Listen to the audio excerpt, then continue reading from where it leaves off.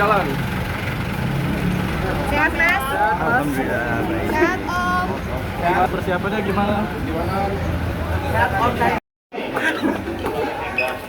Mas, kangen rumah nggak, Mas? Ya, sambil jalan. Mas, kangen rumah nggak, Mas?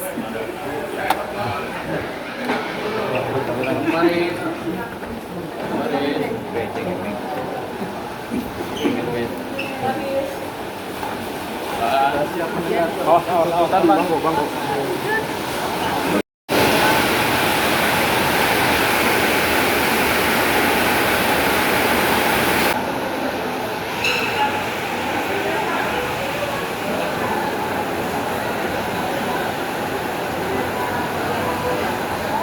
Mas, Ada bola dong.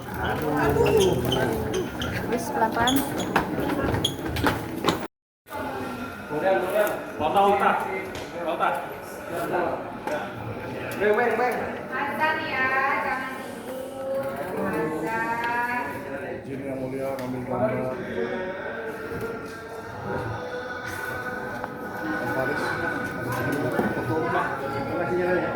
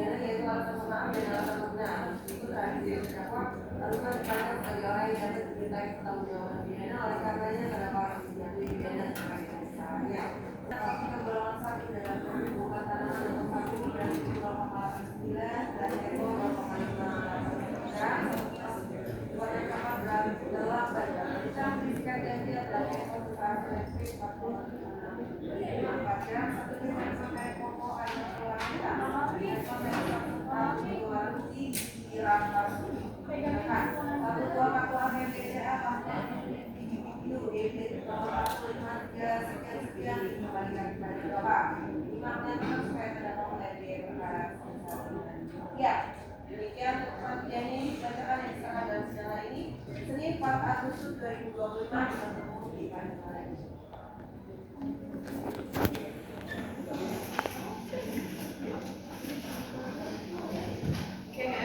Terkait dengan tuntutan ini saudara diberi kesempatan atau diberi hak oleh undang-undang untuk mengajukan pembelaan misalkan konsultasi dan sebagainya.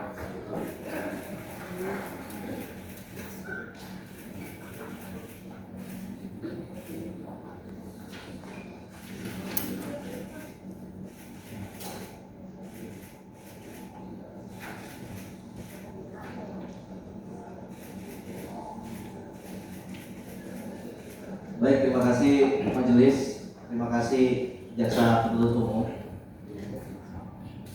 Kami dari tim penasihat hukum terdakwa Faris Rustamina sangat menyayangkan dengan tuntutan yang dibacakan oleh jaksa penuntut umum, karena faktanya jaksa penuntut umum tidak melihat atau bahkan tidak mempertimbangkan buat apa kita sidang dari kemarin, mulai dari saksi, bukti, ahli. Oleh sebab itu, kami dengan sangat yakin apa yang dibacakan saudara penuntut umum dari tuntutannya maupun dakwaan, kami dapat menepis itu dengan sangat gampang, karena memang saudara jaksa penuntut umum tidak mengikuti atau tidak memperhatikan fakta persidangan. Dari kami tim penasihat hukum seperti itu. Terima kasih. Ya, boleh diajukan tertulis apa ya ini? Diajukan tertulis. Saya pikir ini udah bisa ini aja. Mau mengajukan tertulis kan? Majuan tertulis, majelis. Nah itu yang mau kami tunggu, tertulis apa bisa gitu? Nanti Depan ya. Ya. Sidang kita tunda ke tanggal 11, agendanya pledoi dari terdakwa dan penasihat. Ya. Berapa dulu ke tahanan? Hari ini sidang kita.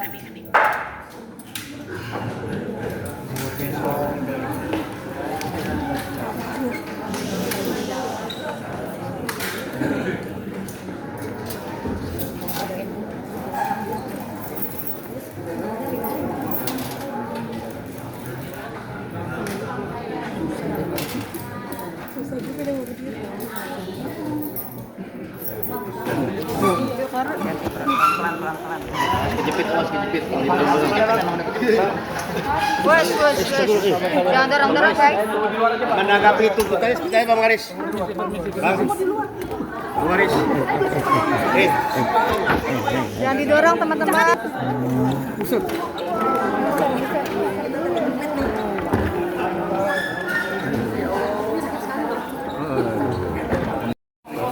Jangan di belakang. Mas tangga, teman-teman. Komentarnya sedikit. Boleh kak ya? Awas. Hati-hati. Putusan tadi seperti apa? Proses ya. Kita hormati aja prosesnya. Kecewa nggak Pak Faris? Enggak sih, maksudnya saya menjalani aja. Saya menjalani aja dulu prosesnya.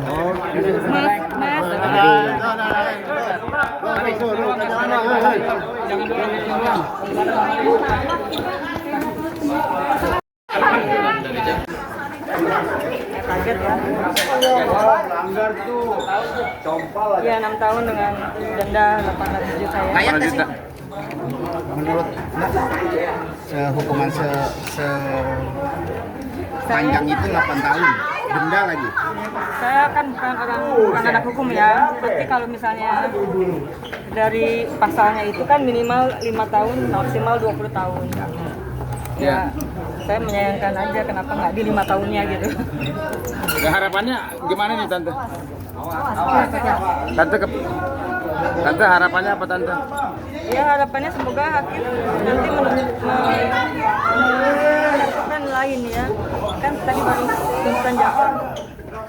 Semoga hakim nanti menentukannya lain. Sebenarnya Tante kalau rehab Ya kalau 6 tahun sih saya kaget ya karena kan saya berpikir akan ada kemudahan atau keringanan lah dari jaksa. Walaupun tuntutan di pasal 11214 memang minimal 5 tahun dan maksimal 20 tahun. Yang ini 6 tahun. Jadi ya berapapun hukumannya kan tetap kaget ya. Semoga nanti hakim memutuskannya lebih ringan aja karena mengingat umur ya usia. Faris RM ini ternyata berdasarkan bukti dan saksi dia hanyalah sebagai pengguna yang kecanduan, artinya dia korban dari narkotika jangka panjang, dalam bahasa lain akut gitu kan. Nah sebenarnya dalam konteks ini kami berpandangan sesuai dengan BNN menyatakan pengguna itu harusnya direhabilitasi, bukan dihukum penjara. Nah ini roh seperti ini, marwah seperti ini yang kemudian kami adaptasi dalam pola pikir kami sebagai pengacara. Tapi harapan kami juga harusnya roh dari BNN ini kemudian hinggap ke kejaksaan, di mana jaksa kemudian melihat ini juga sebagai seorang pengguna yang harusnya ditolong, diselamatkan, direhabilitasi, bukan dituntut penjara. Jaksa tetap menuntut 6 tahun penjara, di mana ini secara konvensional memang iya nggak apa-apa begitu, tapi kemudian ini nggak pakem karena tidak sesuai dengan roh-roh yang sudah ada dalam kebijakan-kebijakan negara, yaitu diwakili oleh BNN yang menyatakan pengguna tidak layak dihukum tapi harus direhab untuk keselamatan pribadi dan jiwanya. Menyesalkan dan menyayangkan ini adalah satu hal yang kemudian tidak sinergi antara BNN dengan kejaksaan. Faris RM sendiri dia berpasrah diri sama Tuhan. Dia tinggal membuatkan pledoi, tapi dia ya sudahlah, namanya dia mengikuti proses hukum kan. Jadi itu yang sedang kita rasa tadi komunikasi singkat tapi bermakna dia akan mengajukan pledoi. Kami juga pengacara mengajukan pledoi. Dan satu lagi, di luar proses hukum yang formal di persidangan ini, kami akan mengajukan abolisi terhadap seorang Faris RM atau amnesti atau abolisi atau apalah namanya, yang dimana seharusnya dia yang mendapatkan abolisi dan amnesti bukan koruptor, Kan kemarin kan dapat abolisi amnesti ini koruptor, nggak tahu dasarnya apa kita juga nggak tahu. Tapi mereka dalam perkara korupsi kan, tapi dapat abolisi dan amnesti. Makanya kita yang harusnya dapat amnesti abolisi sebenarnya orang-orang seperti Bang Salim ini sebagai korban, sebagai pengguna narkotika itu harus diabolisi. Makanya kita mengajukan surat permohonan abolisi kepada Presiden Prabowo Subianto supaya ini dah harus diabolisi, bukan koruptor. Kalau koruptor itu rasa keadilan kita hancur. Orang korupsi kok dia kasih abolisi sama amnesti, dasarnya apa? Itu saya juga masih heran. Tapi untuk ini persoalan perselisihan kita ajukan abolisi supaya bermakna.